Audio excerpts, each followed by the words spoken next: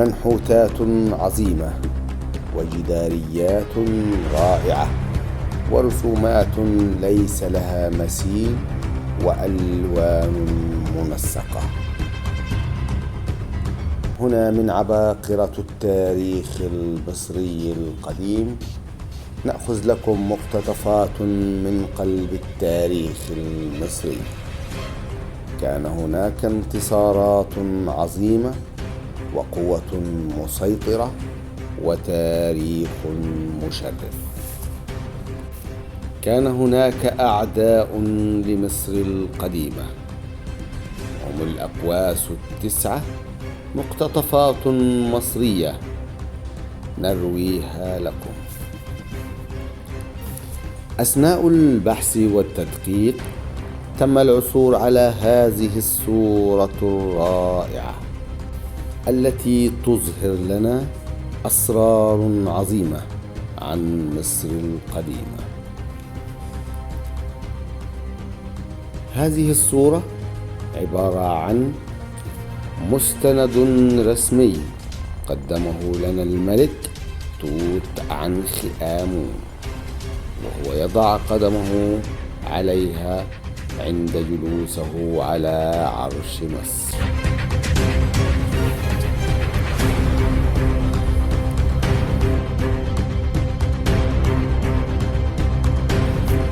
وتعبر هذه اللوحة الفنية الرائعة عن عظمة الحضارة المصرية القديمة ونجاحها في الحفاظ على أمنها واستقرارها عبر الزمن.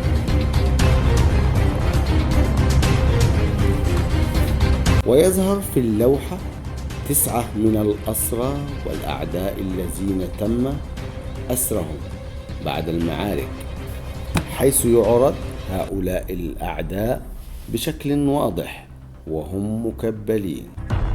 وتظهر لنا الجدارية قوة وعظمة مصر في هذا الزمان.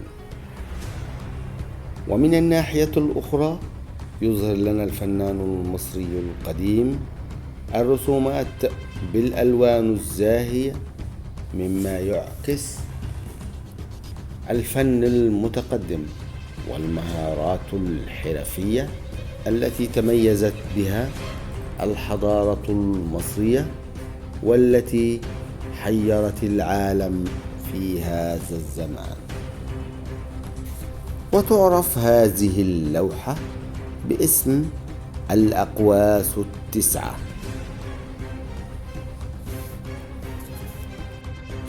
وهي تشير إلى الأعداء التقليديين الذين كان المصريون القدماء يعتبرونهم مهددون لمملكتهم المصرية في هذا الوقت.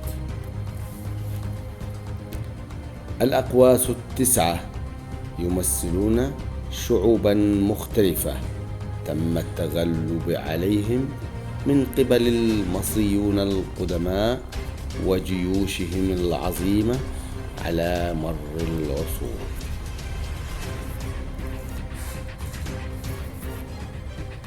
ويمكن التعرف عليهم كما يلي: شعوب الليبيين، وهم سكان شمال أفريقيا. النوبة، وهم سكان شمال السودان وجنوب مصر. الآسيويين، وهم شعوب الشرق الأوسط.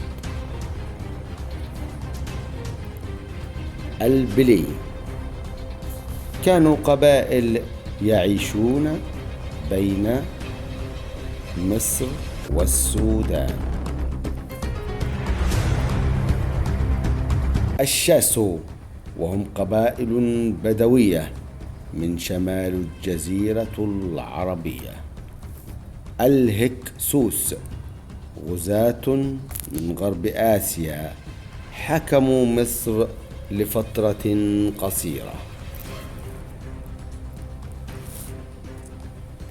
الأمهرة، وهم سكان الحبشة وهي أثيوبيا الآن.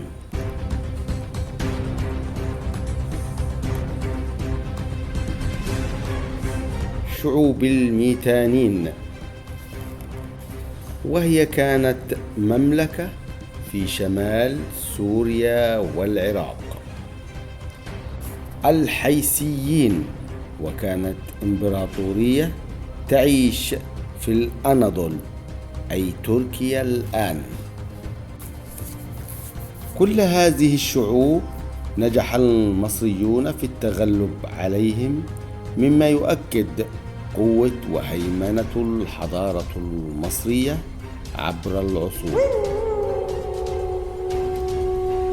لوحة الأقواس التسعة ليست مجرد قطعة فنية أثرية، بل هي شهادة حية إن دلت فتدل على عظمة المصريين القدماء وقوة إرادتهم في هذا الزمان.